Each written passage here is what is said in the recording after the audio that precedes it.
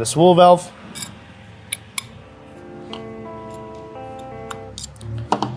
Make sure to remember our spring.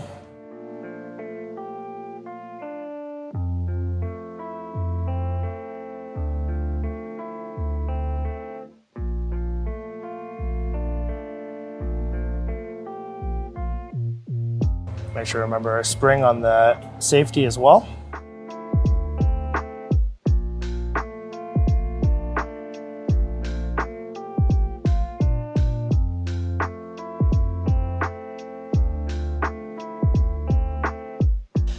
We'll slide our piston in.